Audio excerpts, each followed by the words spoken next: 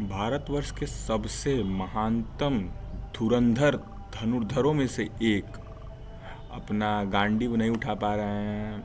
क्या उनके में करेज का कमी है? क्या नहीं, उनके में क्लैरिटी का कमी है। वो द्वंद्व के शिकार हो चुके हैं और कृष्ण वही करते हैं, उनके द्वंद्व को ख़त्म करते हैं, उनको क्लैरिटी देते हैं कि वो लड़ किस लिए रहे हैं, क्यों क्यों रीज़न है उनके पास, और वो कृष्ण उनको समझाते हैं, एलोबोरेट करते हैं।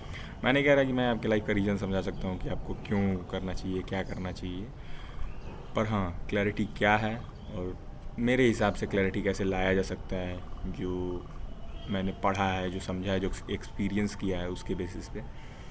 तो हाँ, इस वीडियो को अंत तक देखिए, शायद आप क्लैरिटी के बारे में एक बेहतर क्लैरिटी तक पहुँचें, क्योंकि क्लैरिटी कोई ऐसी चीज़ नहीं है कि जो एक बार आप लाएँ, वो डे बाय डे कल्टीवेट होती रहती है, इवॉल्व होती रहती है। आपका विजन कितना क्लियर हो रहा है किसी दृष्टिकोण को लेके, किसी सब्जेक्ट को लेके, किसी टॉपिक को लेके। तो बने रहिए इस वीडियो में अगर आपको क्लैरिटी समझना है तो। फटाफट से हम क्लैरिटी के कैरेक्टरिस्टिक्स को डिस्कस कर लेते हैं। पहला, वो सिंपल होगा, ऑर्गेनाइज होगा, कंसाइज होगा और ट्रांसपेरेंट होगा। सिंपल, अगर ये चार चीज़ें दिख रही हैं, और भी बहुत सारे आयाम हैं, पर बेसिकली अगर ये चार चीज़ें किसी चीज़ में दिख रही हैं तो इसका मतलब है कि वहाँ पे आप क्लैरिटी अचीव कर चुके हैं। क्लैरिटी इन्फॉर्मेशन के साथ, एक्सपीरियंस के साथ इवॉल्व भी होती है। तो क्लैरिटी के साथ आपको रिजिड नहीं हो जाना है कि, और यही प्रॉब्लम होती है बहुत लोग में कि बहुत लोग रिजिड हो जाते हैं, तो वो इवॉल्व नहीं कर पाते हैं और क्लियर विजन नहीं ला पाते हैं। तो इससे आपको बचना है। अब हम समझते हैं कि आप क्लैरिटी ला कैसे सकते हैं। मैं क्लैरिटी कैसे लाएं वो समझाने से पहले ये बता देना चाहता हूँ कि क्लैरिटी के कई प्रकार होते हैं, 7-8 मेजर प्रकार होते हैं। उनमें से हम day to day life clarity कैसे लाएं उस पर हम बात करेंगे आज। और बेसिकली हम एलोबरेट वे में क्लैरिटी पे लाइव जब करेंगे तब उस पर बात करेंगे। तो अगर आपको अपने डे टू डे लाइफ में कोई कन्फ्यूजन आता है तो पहले उन कन्फ्यूजन्स को आप पेपर पे राइट डाउन कर लें, ताकि आप उसको देख सके थर्ड पर्सपेक्टिव से। उसके बाद आप क्या करें, आप और इन्फॉर्मेशन उसमें ऐड करें, ताकि आप उस पर एक बेहतर पर्सपेक्टिव पहले कंस्ट्रक्ट कर पाएँ। उसके बाद आप उसको थर्ड पर्सपेक्टिव से, या मतलब कह लीजिए उस सिचुएशन से अपने आप को बाहर निकाल के, और तब उस समस्या को देखना है, और तब आप क्या डिसीजन लेते अगर आप वहाँ नहीं होते और आपको किसी के लिए बेस्ट गाइड करना होता तो। क्योंकि जब हम एक्चुअली में वहाँ पे खुद को रख के देख रहे होते हैं तो हमको पता होता है कि हमको ही करना है, तो उस एफर्ट्स ना लेने के डर से हम बचते हैं। इसीलिए हम वो सॉल्यूशंस खुद को सुझाते ही नहीं हैं, जो कि कॉन्सेप्ट है लिव डेंजरसली, कि आप खुल के जियो, बिना डरे जियो।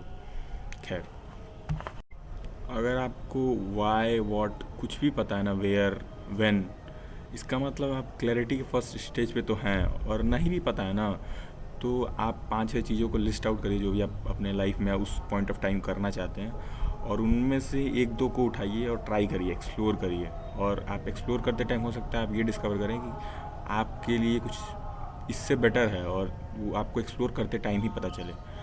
तो वो करिए। और ये बहुत सामान्य बात है कि आप हमेशा सही नहीं होंगे और कोई सही नहीं हो सकता है।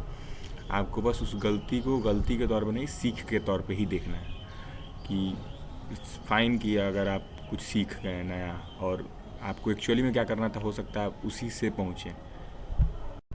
जैसे जैसे आप और अपने फील्ड के टूवर्ड्स बढ़ेंगे, आपकी क्लैरिटी और कंसाइज होगी कि हाँ आप एक्चुअली में कहाँ जाना चाहते हैं। जैसे कि आप बचपन में होंगे तो आपको डॉक्टर बनना है, आप बड़े होते हैं तो पता चलता है कि नहीं आपको ये पेपर देना पड़ेगा, तब आप क्वालिफाई करेंगे। फिर आपको पता चलता है कि अच्छा इसमें भी ब्रांचेज़ हैं, आपको इस तरह का डॉक्टर बनना है। उस डॉक्टर में भी आपको किस पद को आप एम कर रहे हैं, किस लेवल ऑफ हायरार्की तक आप जाना चाहते हैं। और मैं यहाँ पे चाहता तो फैंसी टर्म्स यूज़ करके क्लैरिटी को समझा सकता था, पर वो शायद आपको समझ में आता भी नहीं, और मुझे भी बताने में उतना रस नहीं आता।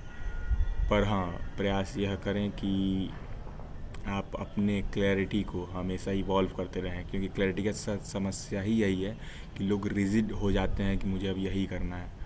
अगर आपको कोई बेटर अपॉर्चुनिटी या बेटर वे दिख रहा है, या उसमें कुछ एक्सप्लोर किया अपना है जो कि आपको ज़्यादा बेहतर लगता है, तो लाइफ बहुत छोटी है, लेके बैठिए मत, आगे बढ़िए और उन चीज़ों को ट्राई करिए।